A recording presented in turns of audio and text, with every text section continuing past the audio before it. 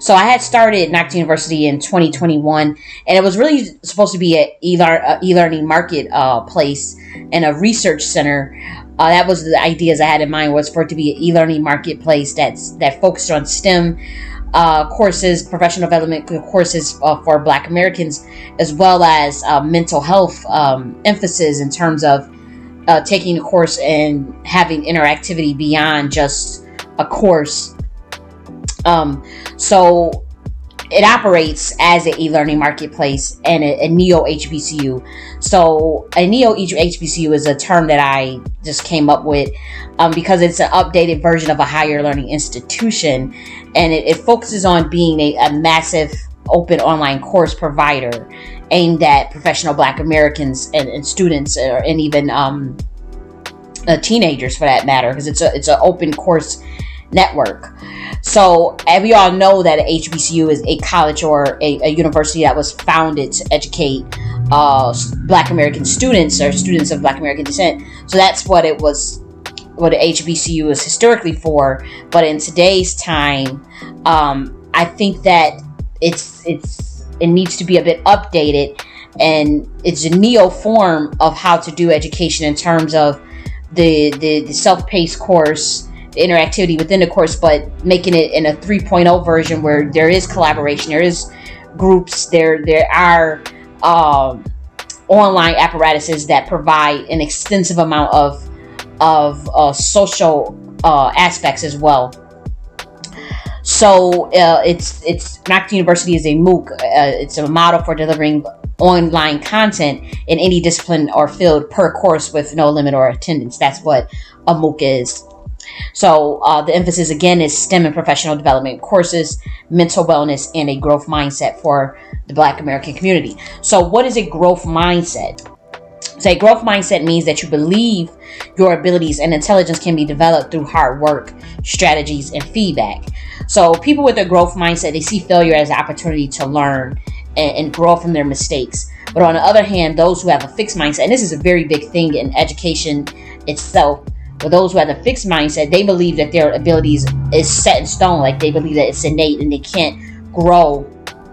And people with a fixed mindset see failure as a sign that they are just not smart enough or not talented enough. So they internalize that, and that affects that in turn affects them in their potential and their ability to even maintain success. So there's been research that has been proven that those with the growth mindset have more success in life than those with a fixed mindset, because they're more likely to take risks than persevere. Even in the face of obstacles, in the face of setbacks, they're still going to see the opportunity to rise. And again, this is a mindset that you have to train on. And the way society sets up our communities, it's inadvertent and I would say purposeful, but there are these hidden structures of institutions that facilitate a fixed mindset. So I argue that could be by design, or that's just the way it is for everybody in the United States. I'm not sure, but for me, it's like, well, if you can put a growth mindset in the community, have it disseminated amongst the parents, the college educated students, the kids, and they have this mindset going on, in the face of the adversity that we face currently, you're going to see different outcomes regardless of what they do to us, because the mindset is already set in stone, where I can rise, I can increase my intelligence, I can increase and do whatever I want to do on this earth, on this planet. So that is why the growth mindset is so important to me, because I've seen that in my own life and from my own background, how that has helped me. And my background is real insane, in terms of like the statistics of people who make it out, or people who accomplish what, and given my background as from when I was a kid and whatnot. But the growth mindset is something that I believe should be disseminated to children, to the adults, to the teenagers, and to the college students as well. So it's very important for me to encourage that for Black Americans. So I also want to talk about the critical steps to developing a growth mindset. One of the keys is to recognize that intelligence and ability are not fixed traits. to understand that effort leads to mastery, to develop a growth mindset by using positive self-talk and encouraging others. The next one is be willing to value incremental success. So just remember that Rome wasn't built in a day. You got to lay your bricks brick by brick, and the next thing you know, you got a house, you have a structure. So that's what that means. Be open to feedback, using feedback as an opportunity to learn and improve rather than seeing it as personal criticism. So that's another key component on developing a growth mindset. And the next one is to embrace challenge rather than avoiding difficult tasks. So you want to take risk and view them as an opportunity to stretch yourself and grow. So it's getting out of that comfort zone at times. And the last one is to persevere in the face of setbacks. So to see failure as temporary. You have to see failure as temporary and a chance to learn from your mistakes. So that is what you need to develop a growth mindset. So at Nakhti University, we focus on self-determination and encouraging intellectual progress. So we want Black Americans to have an institution that solely focuses on that intellectual rigor, that gets back to that community building, that gets back to emphasizing vocational skills, STEM field, actually competing in this world on a global scale and vying after global power. And you only do that when you get into the positions of knowledge, when you have knowledge and data to actually propel society forward. So once you actually do enroll in the course, you receive an email from me, to activate your account. If you're in pre-roll courses, you're going to receive an email 5 days before your course start, or even 48 hours usually. You'll get your course within 48 hours if you're in more of the pre-enroll courses. And if you're in an instant course, your course is immediately available to take instantaneously. You don't have to wait at all. But for some of the more rigorous courses, like the JavaScript and and some of the data analytics and the artificial intelligence courses, those are going to take 48 hours to administer, because we have to set up a personal portal and a personal account for you, and we do that right on the spot. You can pay for it, but then we're doing extra back things on the back end to make sure that happens. So you receive an email from me to log into your account. You'll also receive links to the community center. Your login for the community center. You're encouraged to sign up for that community center, and you're also going to be encouraged to sign up with your Close Gap, which is an emotional well-being apparatus. So we work with Close Gap, and throughout the day, you can monitor your moods, like activities that you can do, as interactive activities that you can do to do an emotional health check-in. So you share your emotions and your needs. I can see that on the back end in real time, and the platform enables me and others to respond in real time. I can follow up with, if you're a homeschooler, I can follow up with your parent, or I can follow up with you personally if you're an adult. If you realize that you need more emotional, if you need emotional attention, I can see all that in real time and evaluate that. It's optional, but it's encouraged because there are activities that you can do within the Close Gap, which will allow you to, say if you are having a stressful day, there are activities that can help you deal with a stressful day. If you have been anxious, if you have been happy, there are activities in there that you can do. So I encourage you to do that. And eventually what we're going to do as a Black American community is we're going to develop our own emotional wellness app completely. And we're going to have a lot more modalities to even get that up and running. So then once you're in your course and you're taking your course, you're going to be encouraged to sign up for the online community center and a student lounge to network and meet with other students from different classes. And that's for those of you who are taking classes. You can join the forum to exchange information. This is an informal learning community center. So while it's for the students, it's under Nakhti University, it is community-based to get into that informal learning. So you'll see that you'll have forums with different categories that you can operate in, that you can type in and make posts. You can live chat, you can meditate, you can participate in the groups, there's groups, and more.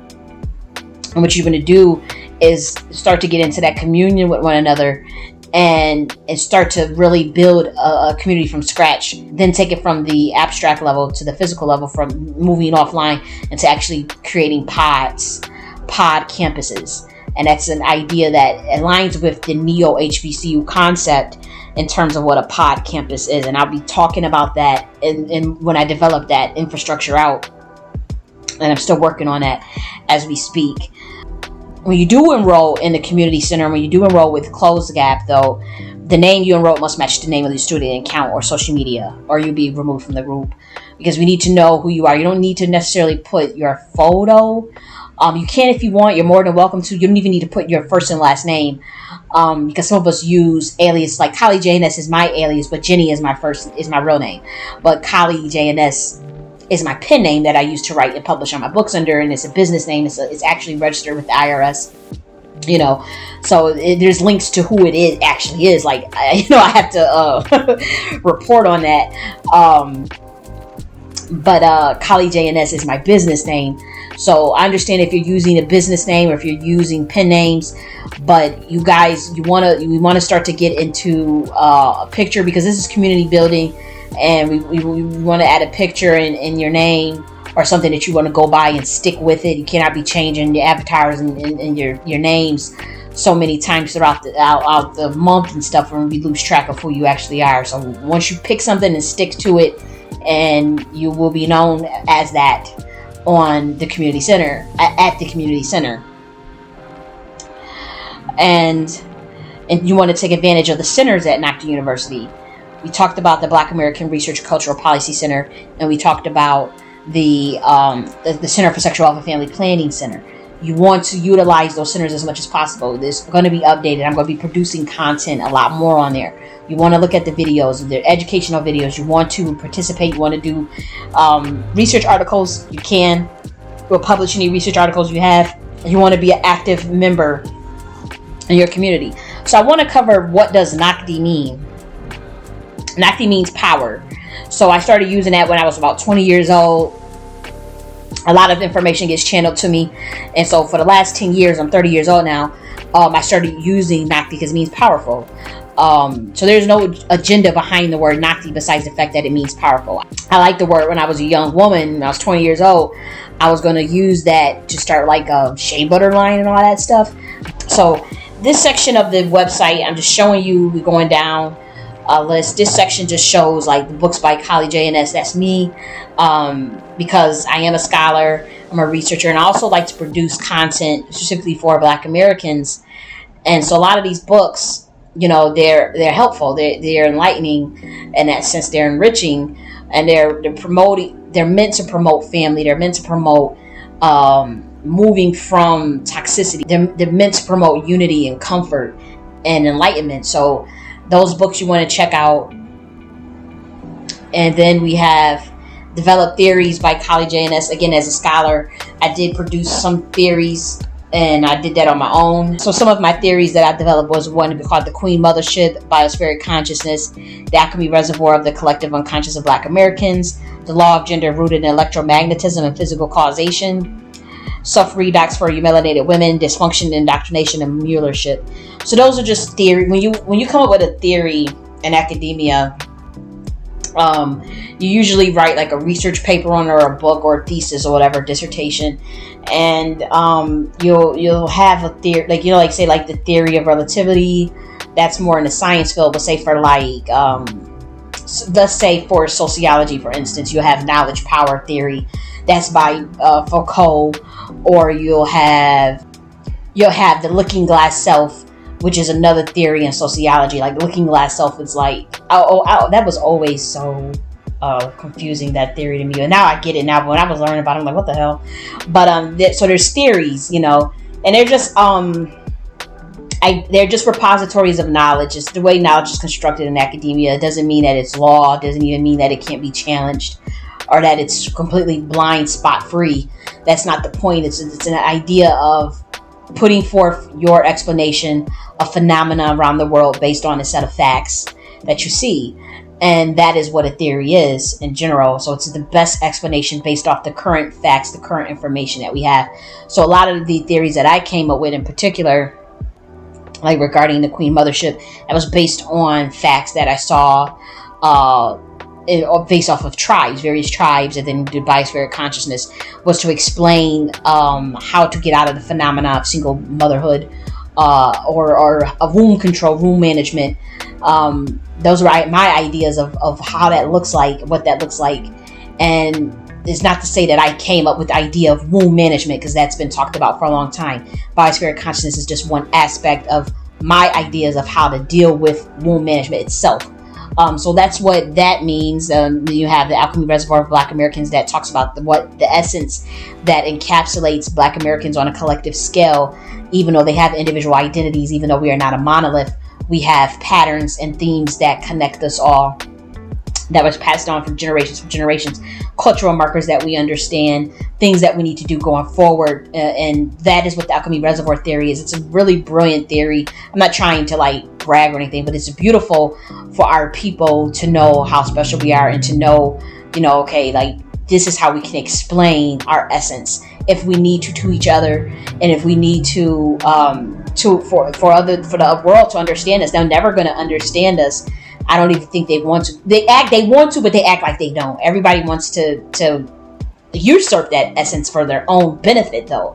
So what we say is, no, the Alchemy Reservoir of the collective unconscious of the Black American is for Black Americans only, and only we can understand, and only we can tap into that. That you can't replicate that group's essence. Every group has an essence. Every ethnicity and tribe has an essence, and you can't replicate that group's essence. So yeah, we have our own essence, just like the Asians have their essence, the Chinese have their essence, the Japanese have their essence, the Nigerian has their essence. Every tribe has an essence. Every tribe has a cultural markers that encapsulates what they are, who they are. So the Alchemy Reservoir is what the Black American is what encapsulates our essence. So that's what that theory is. We have the law of gender rooted in electromagnetism, which was really deep. That emphasis that I put on electromagnetism is unique. So that is why I put that there, because there is no one really talking about the law of gender under electromagnetism. They're just going back to stuff that they've that's in religious texts, and I argue that's why there's so much confusion, because what you can observe in the laws of electromagnetism and in nature will tell you how to run the gender dynamics. Will naturally give you a sense of what to do in the Americas and Africa, wherever there are melanated people. They always knew this, so it's not even new information. It's very ancient information, but for the last 2,000 years, the laws of electromagnetism has been reversed by very powerful organizations that have completely perverted texts that they cannot understand in the first place. They were not able to understand ancient texts, so they misinterpreted, thought it was literal, wanted to see if they can reverse certain information in those texts, and it's been a fucking mess ever since then. So the law of gender is real. It is based off the laws of electromagnetism. It is an ancient concept, and we all know that the four forces of the universe is electromagnetism, weak nuclear force, strong nuclear force, and gravitational force. So we know the four laws, and I put the emphasis on terms of gender itself under that law of electromagnetism because of what makes most sense, and I break that down.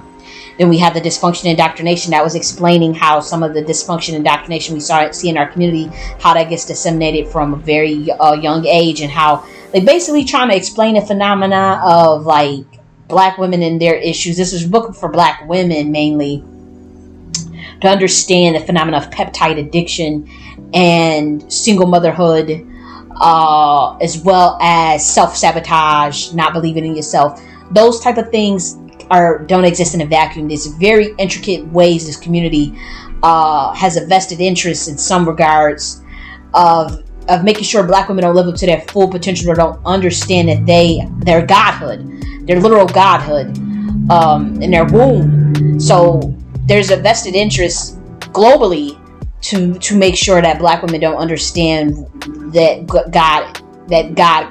God energy within them, because that is the energy that is needed to get this community back on track.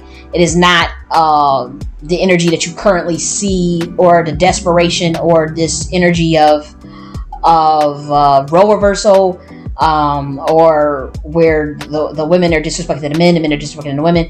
That's not what we're talking about here. All of this nonsense that you see, that ain't the shit I'm talking about. When I talk about dysfunction and indoctrination, I'm talking about how it currently manifested into what we see today.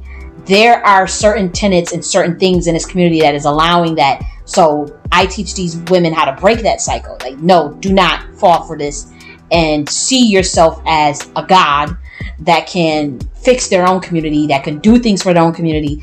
And if you don't like something you don't see in your community, build your own goddamn community and fix it. Like, don't think that you're gonna, like, it's basically discourse in BWE, where there was ideas of whether women should, if they don't like what they see in a community, should they divest or should they try to fix it.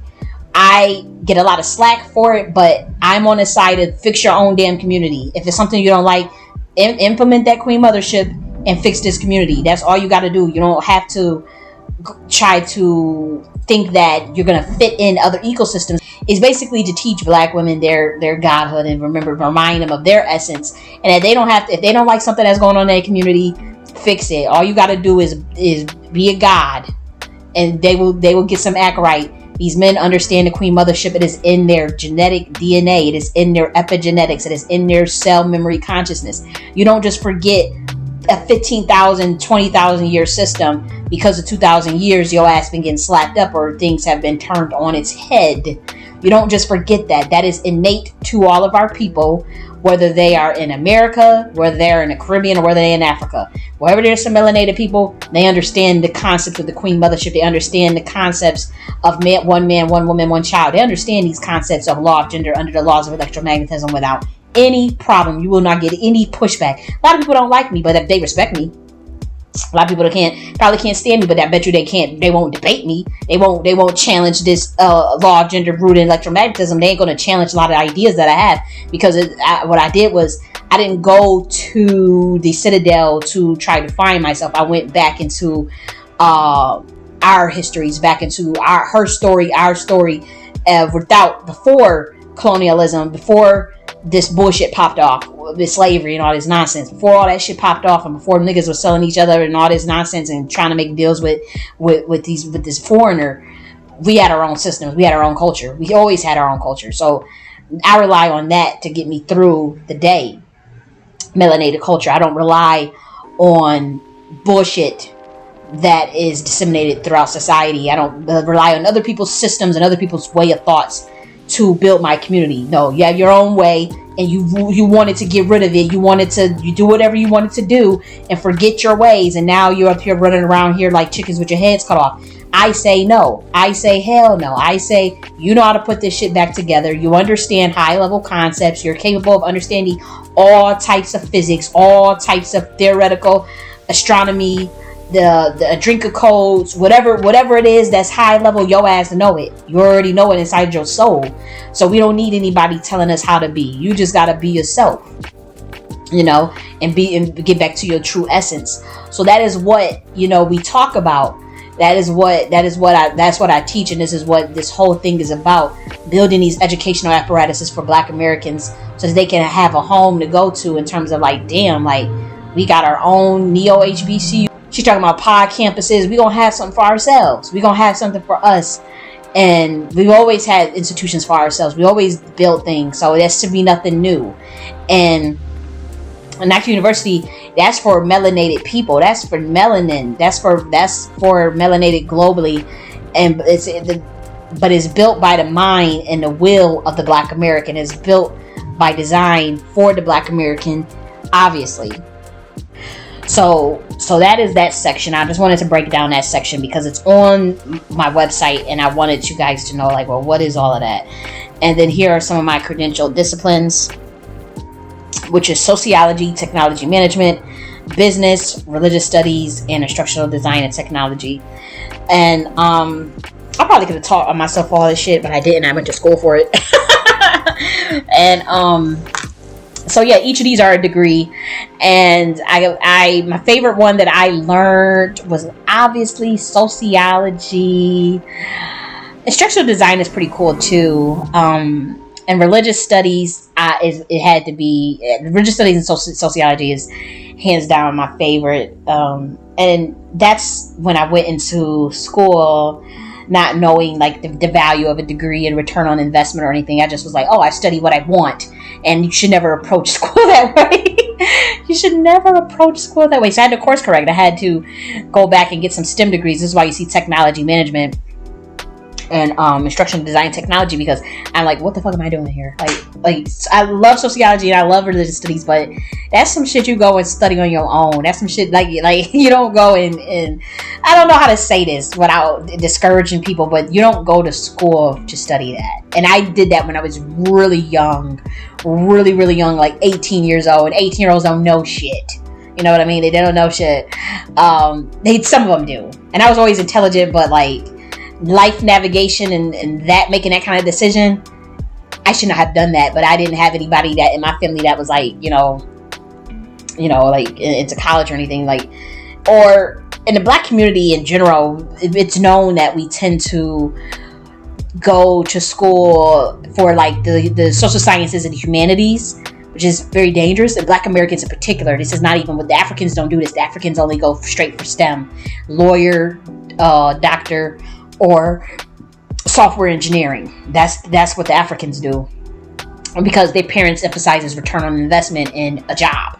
You got to make your money. You gotta have a job. You have to have 6-figure job at that, if need be, high, close to the 6 figures as possible. So in our community, we emphasize the education for education's sake, and the jobs come second. The job thing wasn't emphasized. It was just like, okay, you're going to college. How cool is that? You're going to school. And they didn't emphasize the return on investment aspect of it. We're doing it more now. And that is very important, because you could always make it with any type of degree or whatever. But at the same time, you want to pick something that will give you high level skills. STEM, you want software engineering, data analytics, product management, you want anything in the engineering field, pretty much anything in the engineering field.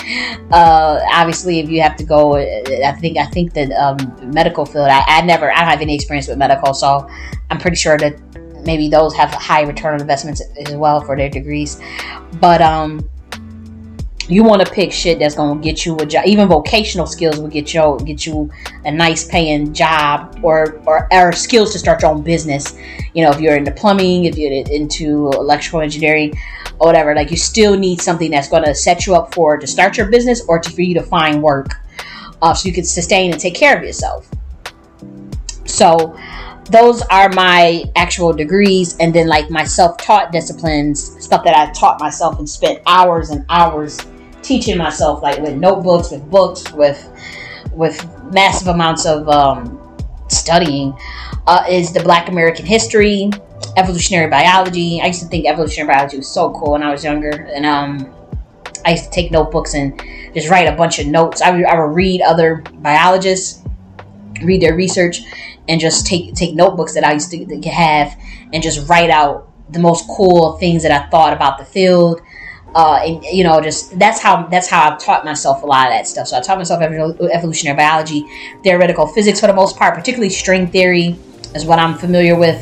I used to look at a lot of work by Stephen Hawkins and whatnot, and a couple of theorists in there that I used to look at back in the day. So that was another one. African history.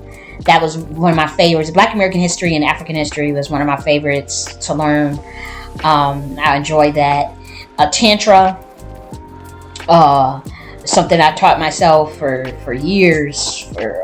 For years. Not even the philosophical aspects. Not so much like, I know you guys are thinking like, "Ooh, Tantra. Oh, you was teaching yourself that."